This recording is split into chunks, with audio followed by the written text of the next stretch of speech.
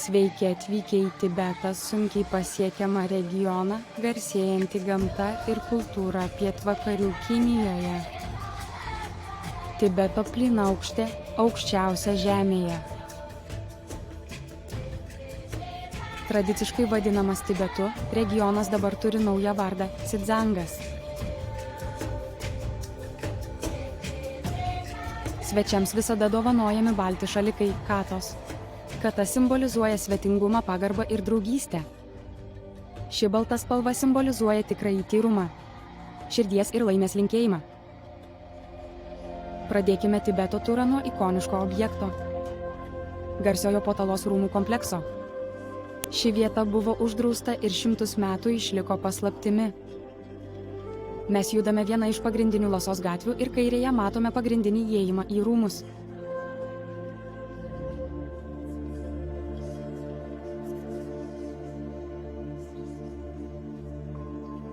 Aikštė priešais rūmus yra populiari turistų lankoma vieta.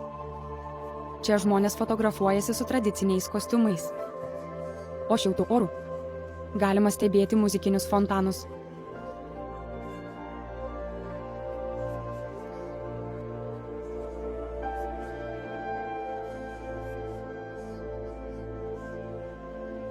Dabar užeikime į Potalos rūmus. Įėjome per pagrindinį įėjimą. Kairėje matome autentiškus senovinius medinius stulpus. Tai aukščiausi pasaulio rūmai, pastatyti 1700 metrų aukštyje virš jūros lygio. Potalos rūmų statyba prasidėjo 1645-aisiais. Pavadinimas kilęs iš sanskrito, o tibetiečių kalba tai reiškia mistinį kalną. Potalos rūmų kompleksą sudaro 2 pagrindiniai statiniai – baltieji rūmai ir raudonieji rūmai. Baltųjų rūmų statyba užtruko 3 metus ir netrukus po jų užbaigimo ten persikėlė Dalai Lama ir jo vyriausybė. Tai administracinis pastatas, valstybės galios simbolis. Raudonieji rūmai simbolizavo dvasinę galią ir naudoti Dalai Lamos religinėms apeigoms. 1959-aisiais Dalai Lama paliko Tibetą. O šiandien Potala – muziejus, turintys 13 aukštų ir užimantys daugiau nei 13 hektarų. Rūmuose yra apie 1000 kambarių. Salės yra lobių ir relikvijų saugyklos. Jose yra daugiamačių mandalų meditacijai, laidojimo stupos ceremoniniai daiktai. Sienos papuoštos įmantriais sienų piešiniais. Fotografuoti ir filmuoti viduje griežtai draudžiama. Todėl mes galime grožėti šių rūmų grožiu tik iš išorės. Dabar vykstame į Džoho, budistų šventyklą ir vienuolyną. Kartu su visu Laso šventyklų kompleksu tai yra saugomas UNESCO pasaulio paveldo objektas. Tai svarbi budistų piligrimystės vieta. Tikintieji atvyksta atlikti vidinę korą. Tai yra ritualinis apėjimas aplink šventyklą pagal laikrodžio rodyklę. Iš tikrųjų, jūs net galite pamatyti specialiai pažymėtą taką. Tolumoje matyti Potalos rūmai, stūksantys virš miesto. Džoho įkurtas 639-aisiais. Šis šventyklų kompleksas vis dar nuolat plečiasi. Šiandien jis užima 25 000 kvadratinių metrų. 4 km į vakarus nuo Džoho yra Dalai Lamos vasaros rezidencija Norbulinka.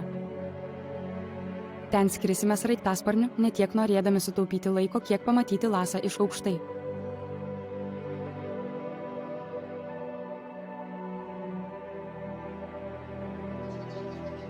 Tibetietiškai Norbulinka reiškia brangenybių parką. Tai aukščiausias žmogaus sukurtas sodas ir didžiausias parkas Tibete. Anksčiau šis Dalai Lamos rūmų kompleksas buvo naudojamas svarbiems susitikimams bei garbingiems svečiams priimti. Šiandien tai turistų vieta ir muziejus.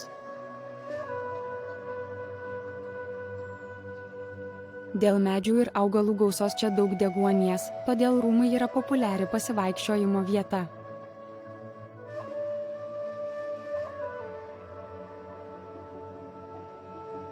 Mums jau laikas judėti toliau.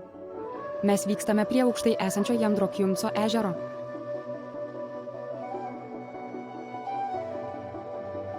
Jandrokjumco ežeras yra 4488 metrų aukštyje. Tai vienas iš 4 švenčiausių Tibeto ežerų. Vieta, kur piligrimai atlieka korą. Tibetiečiai tiki, kad ežeras jų žemės talismanas. Legenda byloja, kad kai ežeras išdžius, Tibetas taps negyvenamas.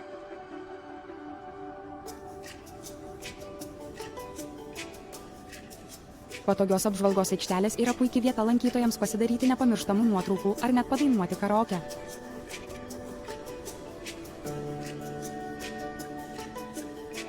Jumco ežeras vienas iš 3 didžiausių regione. Jis yra daugiau nei 72 km ilgio. Šį ežerą maitina daugybė mažų ir sraunių upelių. Ežero vandens spalva nuolat ir nuolatos kinta.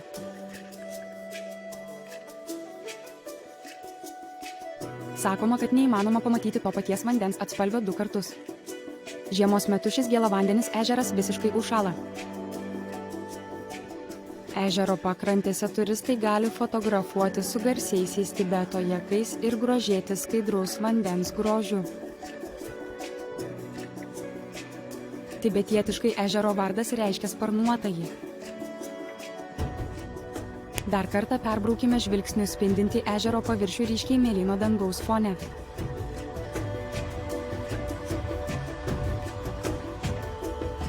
Mes vykstame prie kito Tibeto ežero, Jumco ežero, kuris dar vadinamas Dangiškuoju ežeru. Ežeras yra 220 km į šiaurę nuo Lasos, 4718 metrų aukštyje. Tai aukščiausias orus ežeras pasaulyje. Tai dar viena piligrimystės vieta, kur budistai iš viso pasaulio atvyksta ritualiniam apėjimui. Piligrimams jie yra Jidam Čakrasambos ir jo žmonos Vadžravaraki įsikūnijimas.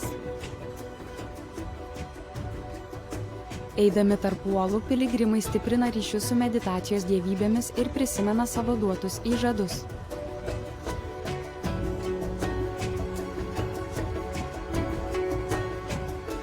Ežeras nusidriekia 70 km ir yra 30 km pločio. Tanglos kalnų grandinė kyla pietuose. Kai kurios viršūnės aukštesnės nei 7000 metrų.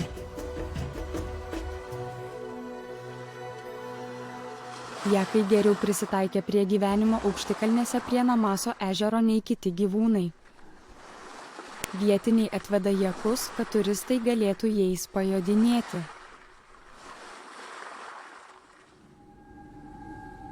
Dabar judėkime į vakarus. Mes skrendame virš 2 upių santakos, tai yra Brahmaputros ir Neončų upių. Išilgai Brahmaputros upės matyti smėlio kopos. Brahmaputros upė, kuri Tibete dar yra žinoma kaip Jarlung Kangpo. Lenkiasi didžiulė kilpa aplink Namča Barvos kalną, prasiskindama per vieną giliausių kanjonų. Tai pamatysite tolesniuose vaizduose.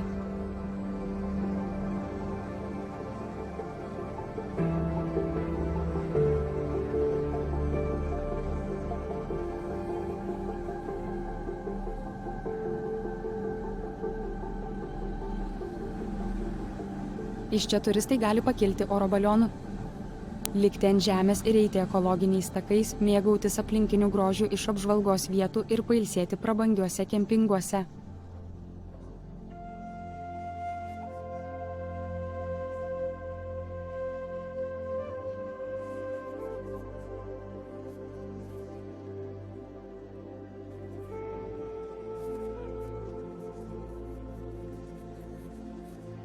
Koks įspūdingas vaizdas atsiveria prieš mus.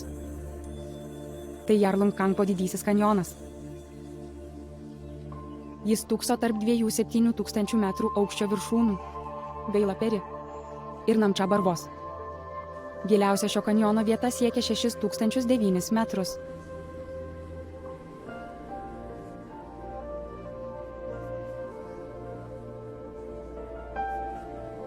Ant vieno iš kanjono šlaitų yra ekologiniai viešbučiai ir apžvalgos aikštelės turistams.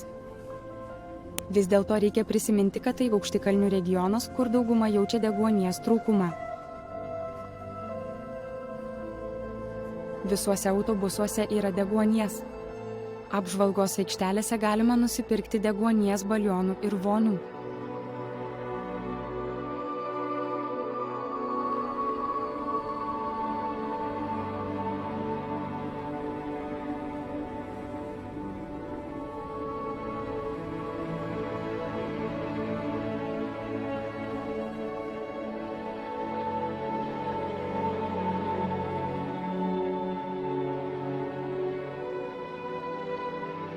Kita šios vietovės įžymybė – aukštikalnių Lulango kaimas, dar vadinamas Drakono karaliaus slėniu.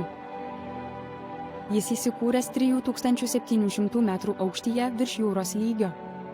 Čia geriausias vaizdas į Namčia Barvą. Tai klasikinė turistų kryptis, neoficialiai vadinama Tibeto Šveicarija.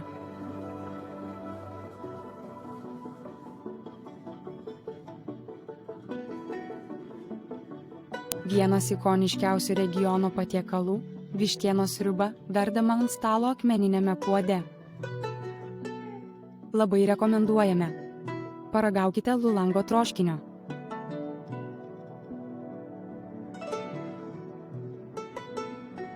Skrendame prie Kadingo krioklių įsikūrusių vaizdingoje uolėtoje tarpeklyje. Kriokliai krenta iš 200 metrų aukščio. Šie kriokliai priklauso Ningči upės baseino sistemai.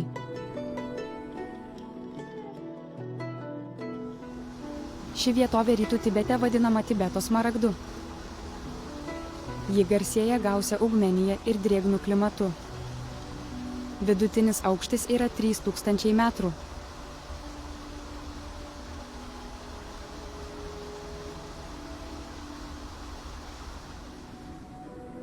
Ežero pakrantėse įsikūrę 2 kaimai išsaugoja tradicinį išplanavimą ir architektūrinį stilių.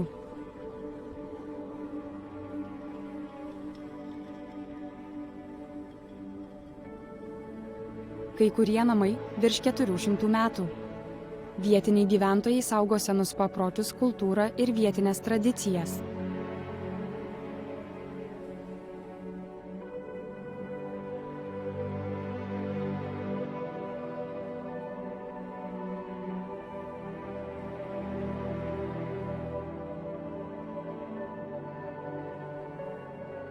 Čia turistai gali geriau pažinti istorinį paveldą ir pamatyti senovinius ritualinius šokius.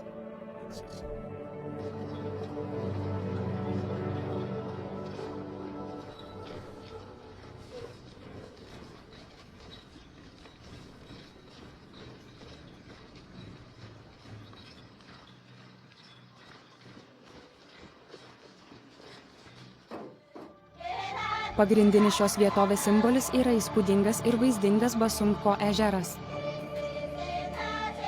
Ežeras turi kontūrą, vadinamą Crescent Moon. Giliausia jo vieta siekia 120 metrų. Ežeras 3480 metrų aukštyje. Tai žemiausias ežeras Tibeto kalnuose. Ar matote priekyje mažą salelę? Į salą galima patekti pėsčiųjų tiltais, jungiančiais ją su žemynu. Vešli augmenija dengia senovinį Koko vienuolyną, žinoma kaip Tibeto budizmo centrą. Pavadinimas reiškia ežero pilį. Vienuolynas statytas prieš 1500 metų. Užima 2000 kvadratinių metrų plotą. Vienuolynas garsėja savo stebuklais. Piligrimai meldžiasi už gimdymą ir sveikatą. Tai, ką matote, yra maldos malūnėliai. Vienas malūnėlio pasukimas atitinka daugybinį ant jo užrašytos mantros kartojimą. Ir į erdvę išlaisvinta mantros energija atneša daugybę įvairių palaiminimų.